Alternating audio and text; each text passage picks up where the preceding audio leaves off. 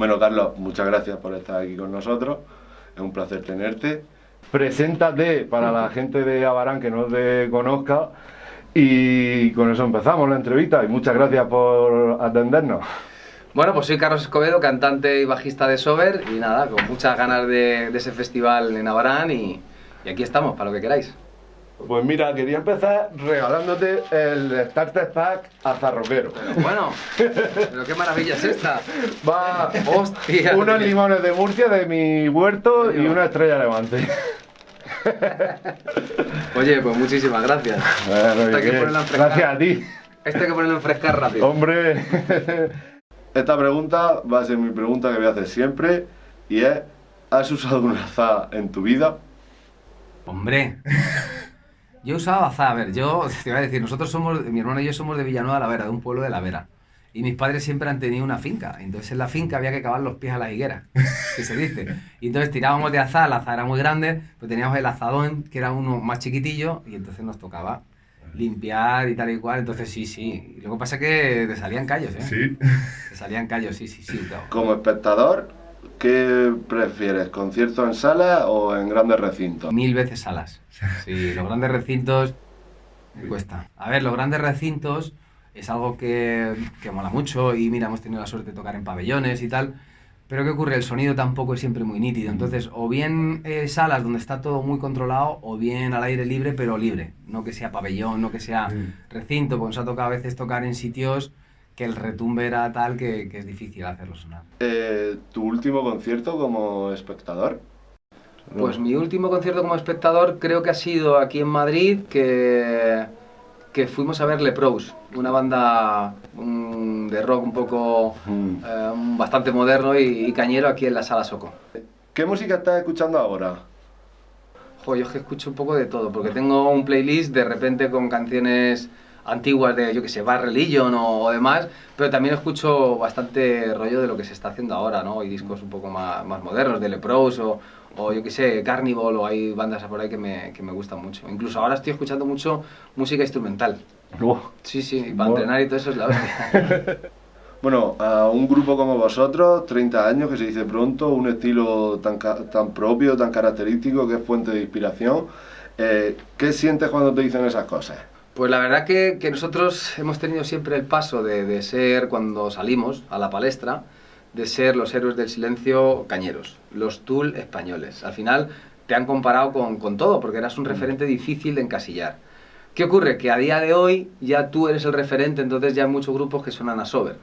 De alguna manera es como, lo veis, como era algo más original, pero de alguna manera yo creo que te hace sentir orgulloso, ¿no? De decir, oye, hemos creado algo sin darnos cuenta, ¿eh? Porque no hay un propósito, simplemente se juntan 4 personas, hacen música y de repente eso que sale pues es original, porque yo no había cantado en mi vida y de repente pues a la hora de cantar empezamos cantando en inglés, luego empiezas con el castellano y tu forma de cantar y tu forma de expresar pues resulta que conecta con el público y eso es lo único que puede, pero no hay ninguna fórmula, ni ningún truco, ninguna cosa extraña. Lejía me parece que tiene una potencia brutal y no sé si es una evolución propia de Sober o una reinvención. Yo creo que es una evolución natural, pero sí es cierto que yo personalmente como productor, como compositor, he querido dar rienda suelta un poco a quizá partes y canciones que a lo mejor no hubiesen entrado en otros discos, ¿no? Es como volver un poco a hacer lo que te da la gana absolutamente. Y creo que Elegía tiene ese punto, de decir, hay canciones como Una noche más larga, que es la lentita, pero luego hay canciones muy oscuras como Elegía, y que tiene ese punto, no sé, pues de canciones tipo, pues eso, grupos como Ghost, que te puede recordar a un metal o un rock un poquito más oscuro. Y creo que el disco pues es muy variopinto en ese sentido y eso es lo que más me mola. ¿Cómo componéis nuevas canciones y conseguir sorprender? Hostia, pues eso es algo que yo todavía no sé cómo se hace, pero se hace. A ver, yo realmente, desde que acabo un disco, yo ya llevo 2 o 3 canciones de nuevas. Y Elegía estamos presentándolo, para que veas un poco, porque yo componerme es algo que me gusta y no lo hago para ningún disco en concreto. Yo hago canciones y de repente hay canciones que luego haces un cómputo de, imagínate, 20 canciones y es cuando dices, hostia, pues para el rollo de disco que molaría que tuviese este estilo, y ya empiezas a rescatar y a hacer un poco el cómputo de lo que será el disco. Pero a la hora de componer no tienes un cliché, no tienes una fórmula, simplemente arrancas con cosas que te motiven, cosas que te gusten y además yo creo que lo bueno es que de disco a disco es como que se marca una etapa, ¿no? Has cortado una etapa con Elegía y ahora hay una nueva y lo bonito es no saber qué viene. Ni el público, pero ni tú. Entonces tú te pones a componer, que ya te digo, estoy trabajando en temas nuevos y tal, y de repente están saliendo y dices, hostia, pues ¿a qué me recuerda? No sé, tío, no sé si es más hacia allí, o hay cosas nuevas. Y también yo creo que es lo bonito que tiene, ¿no? Cuando te pones a hacer un disco nuevo que no tengas yo qué sé, una escaleta de cómo hay que hacerlo y cómo tal, sino que todo lo contrario, de rienda suelta. Y también, yo lo que sí que he visto con Elegía, que me ha funcionado muy bien, es que cada canción, así como Vulcano era un disco un poquito más, o Letargo más conceptual, y hablaba todo un poco, tenía todo mucho que ver, en este disco no, Elegía lo que tiene son canciones que cada canción tiene una historia, y cada historia cuenta pues eso, yo creo que un relato de algo que ha ocurrido y de algo que tú has vivido y lo estás contando. Entonces, algunas son en primera persona, como puede ser Eclipse y demás, pero luego hay canciones como Verona, que es una historia real de una pareja que realmente desde pequeños se amaron, pero por el problema de sus familias no pudieron nunca quererse, ¿no? Y entonces ahora ya son ancianos, ya creo que creo que ya sí que han podido estar un poco juntos, pero bueno, era ahí la historia un poco de Romeo y Julieta, pero como muy rural. Y me parecía algo tan sumamente macho, el amor verdadero, el toda la vida esperándose el uno al otro. Y tal igual que me lo llevé un poco a una canción y de ahí viene lo de Verona, que es un poco donde se narra ese Romeo y Julieta y esa historia donde las dos familias impedían que se pudiesen amar. Elegía fue compuesto prepandemia. ¿Cómo ha sido presentar Elegía en un concierto con restricciones a llevarlo a cabo sin restricciones? Pues la verdad que ha sido un poco... A ver, el hecho de subirte a un escenario donde ves al público sentado con mascarillas, aunque tú sales con toda la energía, y tengo que decir que la primera hora te da igual, ¿no? Porque tenías tantas ganas y llevabas tanto tiempo sin subirte al escenario, pero es cierto que luego se hace duro. Pero cuando ves a la gente que está en la silla y que está rasgándose y que está intentando levantarse, y ahora que puedes hacerlo, dices, hostia, yo creo que todo eso nos ha dado mucha fuerza como para arrancar la gira como lo hemos estado haciendo, ¿no? Que yo creo que ha sido y está siendo un éxito. Bueno, ahora mismo estamos en descanso de la gira Elegía. ¿Esto sirve para coger fuerza o por otro motivo? No, precisamente es para eso, es cambiar un poco el chip, de salir de una sala donde tienes todo muy controlado, donde vas incluso con tus grupos, amigos, teloneros y demás, a decir, ahora nos tenemos que enfrentar a festivales donde bueno, pues hay muchos grupos, pero con nombre y gente que a lo mejor pues no viene a verte a ti, ¿no? Y que de repente tiene que llevarse esa impresión de decir, hostia, mira, yo no soy muy de Sober, pero me ha encantado, ¿no? Entonces, ¿qué ocurre? De ahí viene un poco lo que te decía, mirar un setlist que realmente también para la gente que no conozca o que no sea fan del grupo, pues también enganche y también tenga ese momento, ¿no? Bueno, estando en Cube Studios tenemos que hablar de tu labor como productor. ¿Todo lo que has aprendido en Sober lo aplicas a los grupos que produces? Claro, yo creo que hay, a nivel de producción sobre todo, pues trabajas un poco de la mano con el grupo, ¿no? O sea, tú tienes la experiencia que tienes y ahora mismo estamos haciendo voces y, bueno, tienes una experiencia a la hora de hacer coros, de hacer armonías, pero siempre acercándose al estilo del grupo, porque es algo que siempre he querido y es respetar sobre todo el estilo, ¿no? Y que el hombre, el grupo que quiera acercarse al sonido Sober sabe cómo hacerlo, pero hay miles de grupos, yo he hecho 2 discos como productor de Síncope. Ya me dirás tú Síncope y Sober qué tienen que ver, pero sí que es cierto que toda esa experiencia que tienes sí la puedes volcar y yo creo que han sido 2 de los discos de Síncope que más rollo han tenido, ¿no? No porque las he hecho yo, sino porque le hemos dado ese punto como más amplio, más de decir, oye, sí, 2 guitarristas, batería, bajo y voz, pero se puede trabajar más y es un poco la labor que me toca, ¿no? Es decir, donde el grupo se queda un poco ahí y tal, es que llegues tú con otra visión desde fuera y puedas ampliar y puedas trabajar de una manera más amplia. He escuchado algunos grupos que produces, como Bombi Band o Contrabanda, y se nota ese toque Carlos Sober. ¿Hasta dónde llega ayudando a los grupos que produces? Pues a mí me gusta trabajar mucho. Previamente, cuando me mandan la maqueta, trabajo en casa y luego me voy al local de ensayo con ellos. Que por ejemplo, en el caso de mis amigos los Darnoy, murcianicos, pues yo me he ido ahí varias veces, ¿no? Y te metes en el local de ensayo, empiezas a trabajar, empiezas a ver melodías, empiezas a ver cosas donde a lo mejor A ver, ocurre muchas veces que los grupos se meten en el local de ensayo, empiezan a tocar y el uno no está escuchando al otro.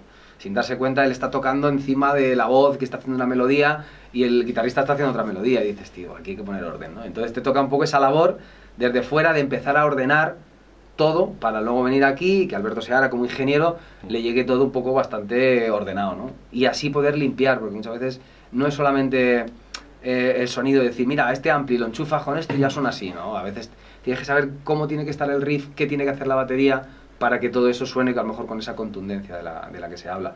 Y yo también, a ver, las bandas, ellos ponen los límites, yo me involucro a muerte. Y a veces digo, tío, yo soy un quinto ya, ¿no? O un sexto miembro. Y a veces yo me involucro, doy ideas, lo bueno es que yo me enfado, entonces doy 20 ideas, de las 20 al grupo le han gustado 5 y esas 5 van para adelante. Pero yo siempre aporto mucho. Ya te digo, si hay un grupo que me dice, tío, es que no queremos cambiar esto porque... Perfecto, tío, es tu banda, ¿no?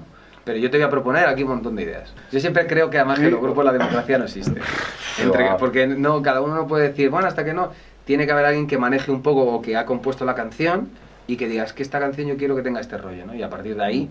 Entonces, cuando hay la labor de un productor, es el que pone un poco orden cuando hay varias voces hablando a la vez, ¿no? En ese sentido. Y sobre todo también cuando una banda se lo está pasando bien porque está tocando la canción y de repente eso dura, yo qué sé, 8 o 10 compases o 20 compases. Pues se lo están pasando bomba, pero tú desde fuera es de me aburro. Eso, tío, con 4 vueltas es suficiente. Es un puente y no puede durar más que el estribillo. Ah, pero es que mola mucho porque yo voy tocando. Y, sí, que te lo estás pasando bomba, pero que el oyente, tú haces un poco ese hilo conductor entre el grupo y el oyente, ¿no? Es decir, hostia, ¿cómo el primero que le dé al play a esto, cómo le va a llegar? ¿Cómo tal? ¿Qué es lo que hay que oír? ¿Cuál es la melodía que tiene que llegar lo primero? Y luego, ¿cómo podemos adornarlo? Y eso muchas veces los grupos están perdidos, porque ellos quieren todo y lo quieren todo ya, y el batería mete 3 redobles encima de un estribillo de una canción.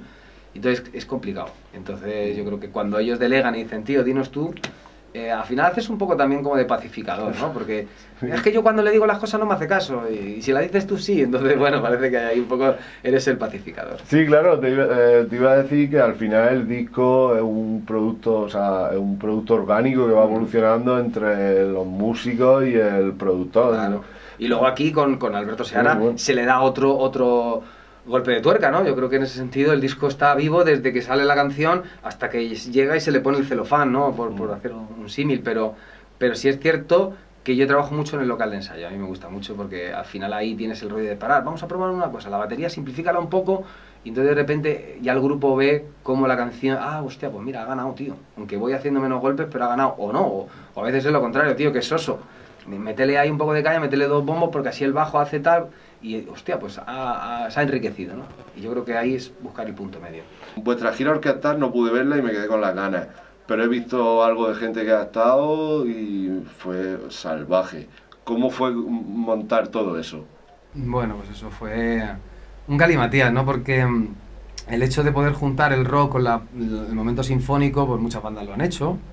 Y bueno, yo creo que sí que casa bastante bien, pero cuando quieres hacer un disco que no sea de directo, sino un disco de estudio, tienes que grabar los instrumentos uno a uno, tienes que intentar compaginar la fuerza de un grupo como Sober, pero sin que pierda a la hora de meter un violín, porque oye, son instrumentos que prácticamente no emiten mucho sonido, hay que potenciarlos. Entonces lo que hicimos fue compaginar las canciones, tuvimos que acoplarlas un poco a la sinfónica, liberarles en algunos momentos, liberarlas, de riff de guitarra, de golpes de batería, para que la orquestación tuviese mucho sentido y viceversa, ¿no? Y a veces decir, oye, la orquesta aquí tiene que hacer un colchón porque va un riff de guitarra potente y no podemos cargarnos la canción. Entonces fue un poco ir acercando posturas y fue una labor de 2 años de preparación, ¿no? Y luego hicimos, no sé si fueron 13 o 14 conciertos y la verdad que fue un subidón, pero complicado de hacer, ¿eh? Me acuerdo que además... Joder, en Murcia, en el Teatro Circo, fue un momento dramático, ahora lo puedo contar riéndome, ¿no? Pero sí es cierto que claro, el director de orquesta era el que llevaba aquí la claqueta, el pinganillo, y en la prueba de sonido pues todo bien y tal. Pero ¿qué ocurre? Al llegar al directo, al llegar a ver 800 y pico personas que se vendió todo un mes antes, y todo el mundo empezó a ¡Sober! Pues el director llegó un momento que no oía. Y entonces, claro, empieza a sonar y encima Manu arranca con la canción de Animal, que es un break de batería. Y el tío no entró. Y entonces el director estaba así y no entró. Y en no entrar, claro, los músicos se quedaron todos quietos mirándole porque al A ver, los músicos van leyendo una partitura y van pendientes de un director de orquesta. Entonces, si el director de orquesta no hace así, allí no empieza nadie. Entonces, claro, yo que estoy aquí dado la vuelta y tal, y veo que no están tocando, digo, ¿qué está pasando aquí? Y luego me hace gracia porque mucha gente decía, oye, queda de puta madre, tío, que la primera canción la orquesta esté quieta y luego ya la siguiente sí toquéis. Y digo, no, fue una mierda, fue una mierda, pero tengo que decir que son cosas que pasan porque cada concierto íbamos con una orquesta diferente, ¿no? Y eso también tiene la complicación, es muy complejo. Habéis tocado con Ciclonautas antes. ¿Qué es compartir escenario con ellos? Pues genial, primero porque el batería es el manager nuestro, que es Alain de Marea y tal, pero es que el resto de la banda son un amor. Y luego en el escenario son un trío además que tiene mucha intensidad y creo que eso se aprecia mucho, ¿no? En directo es como que la gente, aunque no haya oído una canción en concreto, pero están enganchados, o sea, no pueden partir la mirada y acaban las canciones y aplaude todo el mundo y eso es muy bueno porque, a ver, puede ser un grupo que aquí a lo mejor no es tan conocido y que mucha gente venga y lo vea ese día por primera vez, pero creo que no les va a defraudar para nada. Colectivo Zarro y tú tenemos muchas cosas en común. Colaboras con diferentes asociaciones, entre las cuales tenemos el placer de estar. ¿Qué te lleva a ti a realizar estas colaboraciones? Bueno, a mí me encantan, a mí me encantan. O sea, yo realmente disfruto mucho. A ver, soy yo el que se pone en contacto con vosotros para intentar hacer algo porque es una asociación, porque es gente que ha creído en ti y no son empresarios al fin y al cabo, ¿no? Porque hay otros festivales donde hay un empresario, yo ni me entero, no sé ni quién son ni quién no, te dicen a tal hora hay que tocar allí y tú haces lo que más te gusta que es tocar, pero conciertos como este o otro que hemos cerrado ahora con otra asociación ahí de Cuenca, por la España vaciada y demás, hostia tío, te pones en contacto con ellos, ¿cómo podemos hacerlo? Oye, que allí no hay restaurante, que hay que llevar unas tortillas, venga, unas tortillas y unos bocatas. O sea, al final te metes un poco porque creo que si los músicos no nos implicamos en esto y nos lo tomamos un poco como que va aparte de nosotros, yo creo que nosotros somos consecuencia de que vosotros estáis ahí, o sea, y el público está ahí, entonces al final tú estás haciendo esta labor conjunta, no es una historia de yo y el mundo, sino todo lo contrario, son tres partes, quien te quiere llevar, el público que es el que va a asistir y el grupo que es el que se sube, pero somos las tres partes somos importantes, entonces yo creo que hacer este tipo de cosas son muy buenas, yo trabajo con muchas asociaciones, incluso ahora estoy haciendo, pues a veces me voy con mi amigo Carlos Clerencia con el piano y con la voz y hacemos cosas que a lo mejor, pues eso, a nivel de infraestructura con Sober no se pueden, pero te llaman, venga, me voy para allá con una acústica y vamos a ir ahora en septiembre a Bazarrón también, a hacer allí una cosa también bastante chula y bueno, ese tipo de cosas que son las que molan. Bueno, te tengo que preguntar por los conciertos de Sober y Sabia y Esquizo, que fueron una pasada. ¿Volveremos a verlos? A ver, yo creo que hay más un sí que un no, porque lo pasamos tan bien, fue tan bien. Con Morty tenemos tan buen rollo, Jesús de Sabia, vamos, espectacular. Y bueno, pues ahora en el 24 hacemos 30 años, o sea que todo se andará, todo se andará. Aparte que fue algo tan entrañable porque fue un poco unir en un momento donde Sober se toma ese descanso, ¿no? Y sale Sabia, sale Esquizo, al final yo creo que hasta los medios de comunicación y mucho público busca la rivalidad, busca siempre el rollo, pues a mí me gusta más Sabia que Esquizo, pues a mí no, a mí me gusta más pues Sober porque han dejado, o sea, al final ahí se genera una especie, entonces con esto fue un momento de decir, hostia, si al final somos una familia, entonces y venían fan de Sabia, de Esquizo, de Sober y todos, al final todos unidos y generó un poco ese rollo de decir, tío, la música es esto, ¿no? Es compartir, es no tener prejuicios, es disfrutarlo y ya te digo, eran 4 horas de show que Manu sobre todo, yo acababa petado, ¿vale? Pero Manu tocaba todo, Sabia, Esquizo y Sober. Y porque yo cantaba Sabia, me tomaba un pequeño descanso de voz y luego me hacía mis 2 horas de Sober, ¿no? Pero el pobre Manu no paraba. Y la verdad que pero lo pasamos en grande y vamos, estuvimos en Barcelona y le dije a Morty así un poco, oye, ¿qué? Me dice, pues tú digas. O sea que tiene buena pinta. ¿Podrías darme una primicia para el futuro? ¿Qué pasa? Que tenemos temas nuevos y eso siempre ha sido así. Pero sí es cierto que a mí me llama muchísimo la atención el hacer un balance. Cuando se habla de décadas, se habla así muy alegremente, pero claro, 3 décadas de un grupo, para mí me apetece mucho ahora en 2023 hacer una especie como de final de década.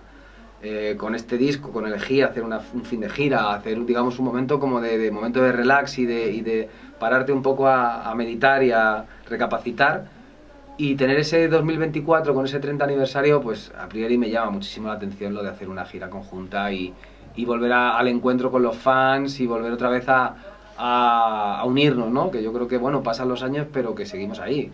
Y el público sigue con nosotros, ¿no? Que eso es una de las virtudes que tiene el grupo, porque después de tantos años ver como gente, macho, que venía a los conciertos siendo pequeño, que venía con su hermano mayor, y que ahora ya vienen ellos y alguno viene con su hijo, y dices, me cago en la hostia, qué mayores somos, pero qué bien lo hemos hecho, ¿no? Qué bien lo hemos hecho en el sentido de decir, hostia, hemos sabido evolucionar juntos, tanto el público como nosotros, porque hay veces que el artista como madura mucho y sus letras, sus canciones, al final no van acorde al público según va madurando, ¿no? Pero yo creo que hemos ido creciendo todos, haciéndonos mayores, siendo más responsables, pero con nuestro punto de locura, ¿no? Y creo que eso es lo bueno que puede llegar a tener una gira 30 aniversario, ¿no? Volver a encontrarse con esos momentos. Carlos, muchas gracias por atendernos esta tarde y ha sido un placer tenerte aquí con nosotros. Nos vemos el 10 de septiembre.